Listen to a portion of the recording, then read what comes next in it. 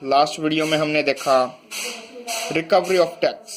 Recovery of tax क्या होती है, कैसे होती है, कौन करता है, कितना इंटरेस्ट या पेनल्टी लगाई जा सकती है और उस इंटरेस्ट या पेनल्टी को कैसे वेव या रिड्यूस किया जा सकता है।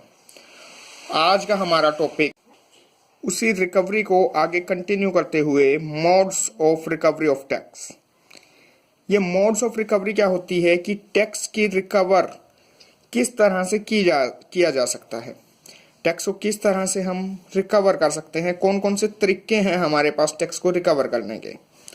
टैक्स को रिकवर करने के मेन दो तरीके, जिसमें से सबसे पहला तरीका है recovery by tax recovery officer, recovery by TRO. अब ये टीआरओ कौन होता है? TRO tax recovery officer. Tax recovery officer वो ऑफिसर जो इनकम टैक्स डिपार्टमेंट की अथॉरिटी में आता है।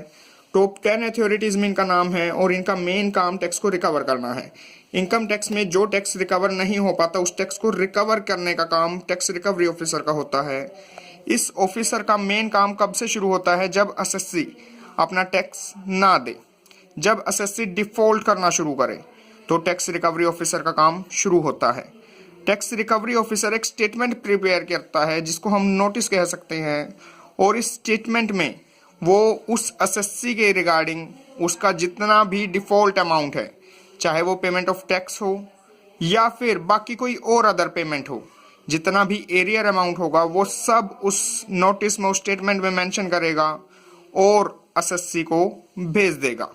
इसके अलावा उस नोटिस में या स्टेटमेंट में कुछ एक स्पेसिफाइड टाइम मेंशन होगा, जिस टाइम के अंदर अंदर हमारे एसएससी को वो पेमेंट करनी होगी। अगर एसएससी उस टाइम में पेमेंट नहीं कर पाता तो उसके बाद असेसिंग ऑफिसर से पहले टैक्स रिकवरी ऑफिसर का काम शुरू होता है और वो इन तरीकों से टैक्स को रिकवर कर सकता है। यहाँ आप देखिए स्लाइड में नीचे 4 मेथड हैं हमारे पास, ए, बी, सी और डी। इन 4 मेथड से हमारा टैक्स रिकवरी ऑफिसर, हमारा टीआरओ रिकवर कर सकता है, जिसमें सबसे पहले है by attachment and sale of the defaulter's movable property. Defaulter assessee की जितनी भी मूवेबल प्रॉपर्टी है उस सब को अटैच करना, उसको अपने कब्जे में लेना और बेच देना। The second B part by attachment of the sale of the defaulter's immovable property.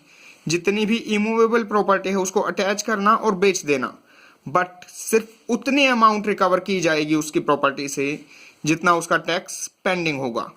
The third one by arrest of the defaulter, defaulter को अरेस्ट किया जा सकता है। And the fourth one by appointment a receiver for the management of the defaulter's movable and immovable property.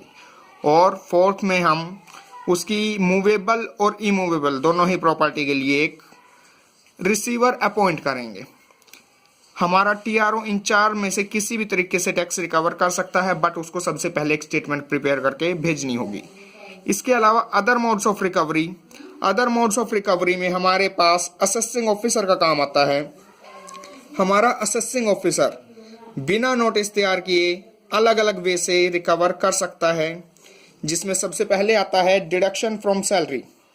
Deduction from salary में हमारे पास हमारा assessing officer SSC को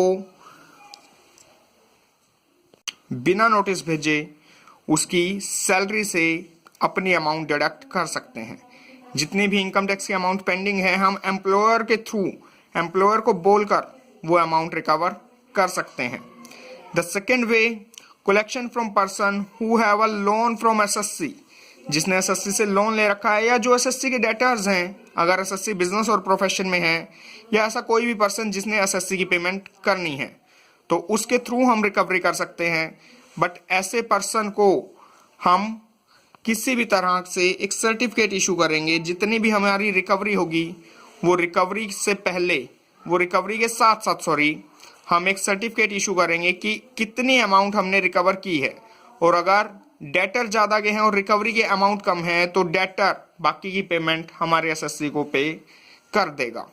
इसके अलावा अटैचमेंट ऑफ रेंट, अगर एसएससी कोई प्रॉपर्टी किराए पर दी हुई है तो जो टेनेंट होगा, जो किराएदार होगा, हम उसके थ्रू अपने टैक्स को रिकवर कर सकते हैं।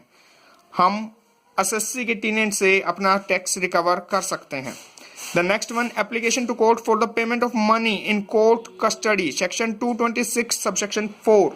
226 सबसेक्शन 4 कहता है कि अगर कोर्ट में एसएससी की कोई भी प्रॉपर्टी रखी हुई है जो कि कोर्ट की कस्टडी में है और जिस पे एसएससी का पूरी तरह से राइट सिद्ध हो चुका है, एसएससी का राइट बन चुका है, तो हम उस प्रॉपर्टी को कोर्ट से रिक्वेस्ट करके अपने अंडर ले सकते हैं।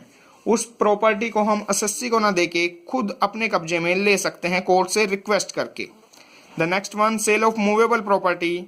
जिस तरह टीआरओ ने एसएससी की मूवेबल प्रॉपर्टी को सेल किया था, उसी तरह हमारे चीफ कमिश्नर या कमिश्नर ये अगर ऑथोराइज करें असेसिंग ऑफिसर को, तो यहाँ भी हम एसएससी की मूवेबल प्रॉपर्टी को सेल करके अपनी टैक्स की रिकवरी कर सकते हैं। The next mode is recovery through state government. State government time to time अपने नोटिस, अपने टैक्स की रिगार्डिंग रिमाइंडर्स एसएससी के पास भेजती रहती है, तो हम स्टेट गवर्नमेंट को बोल के भी अपने टैक्स की रिकवर कर सकते हैं। The next one, recovery of tax in pursuance of agreement with foreign countries. अगर हमारा कोई टैक्स डिफॉल्टर फॉरेन कंट्री में है तो हम फॉरेन कंट्री के साथ कोलैबोरेशन करके, उनके साथ टाई अप करके अपने टैक्स को रिकवर करने की कोशिश कर सकते हैं। The next one, recovery of penalty, fine, interest and other sum. जिस तरह हम अपने टैक्स को रिकवर करते हैं, उसी तरह हम अपनी पेनल्टी को, फाइन को, इंटरेस्ट को या किसी और अमाउंट को जो भी ड्यू है उसको रिकवर कर सकते हैं in the same manner as like the recovery of tax. And last one, recovery by suit. और सबसे लास्ट में अगर इन तरीकों से भी हमारी टैक्स की रिकवरी नहीं होती तो हम सबसे लास्ट में एसएससी के ऊपर केस करके और कोर्ट के थ्रू हम अपनी रिकवरी कर सकते हैं। दोस्तों, आपको हम इसी तरह टैक्स का ज्ञान देते रहेंगे, बट उसके लिए आपको हमारा चैनल सब्सक्राइब करना होगा, वीडियोस लाइक और शेयर करनी होगी, ताकि सभी को, आपके सभी दोस्तों को फ्री में ये नॉलेज, ये गेन होता रहे। Thank you.